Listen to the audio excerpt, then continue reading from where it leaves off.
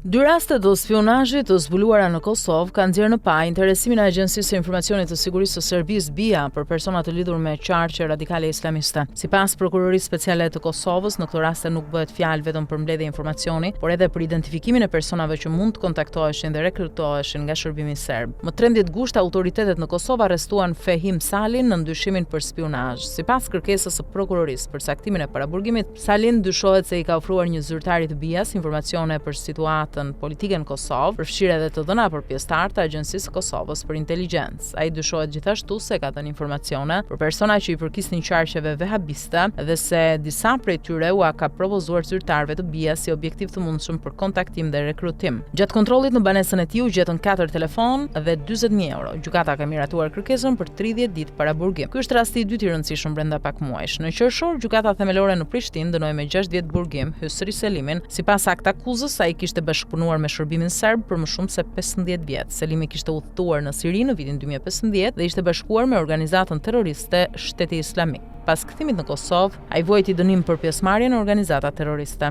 Prokuroria pretendoi se Selimi kishte dhënë BIA-s informacione për shqiptarët që u bashkuan Shtetit Islamik, organizimin e tyre dhe aktivitetet në Siri, si edhe për persona të tjerë pas kthimit në Kosovë. Sipas akt akuzës, ai merrte deri në 700 euro në muaj. Selimi ka mohuar akuzat. Pse interesohet BIA për qarqe radikale? Siç theksohet në artikullin e posaçëm të Radios Europa e Lirë, ekspertët vlerësojnë se mbledhja e informacionit për grupet e radikalizuara mund të lidhet me interesat e sigurisë së Serbisë dhe luftën kundër terrorizmit. Predrag Petrovic nga qendra e Beogradit për politika të sigurisë thotë se informacionet për komunitetet selefiste mund të shërbejnë Serbisë për identifikimin e kërcënimeve të mundshme dhe për shkëmbimin e informacionit me shërbimet perëndimore të sigurisë. Por eksperti i sigurisë dhe politikës jashtme në Washington, Adrian Shtuni, e shet çështjen në një kontekst më të gjerë. Sipas tij, aktivitetet e BIA-s në Kosovë mund të lidhen edhe me përpjekjet e Serbisë për të ruajtur ndikimin në Kosovë, për të krijuar rrjete inteligjence dhe për të penguar konsolidimin e Kosovës si shtet sovran. Shtuni thekson se duhet bërë dallim mes mbledhjes së informacionit për qëllime sigurie dhe rekrutimit të personave për zgjerimin e një rrjeti agentësh. Ai paralajmëron se depërtimi i mundshëm në qarqet radikale islamiste mund të krijojë mundësi për ndikim, destabilizim dhe shfrytëzim të krizave në të ardhmen. Ndërkohë Petrovic paralajmëron se Serbia mund ta përdorë edhe rrezikun e ekstremizmit islamist për t'u paraqitur vendeve perëndimore, Kosovën dhe rajonin si një hapësirë me potencial destabilizues. Autoritetet e Kosovës kanë hetuar edhe raste të tjera të dyshuara të bashkëpunimit me shërbimet serbe. Mes personave të akuzuar për spionazh janë zyrtarë të institucioneve të Kosovës dhe persona që kanë pasur qasje në informacione të ndjeshme. BIA nuk ka komentuar publikisht akuzat e fundit. Rastet e Salit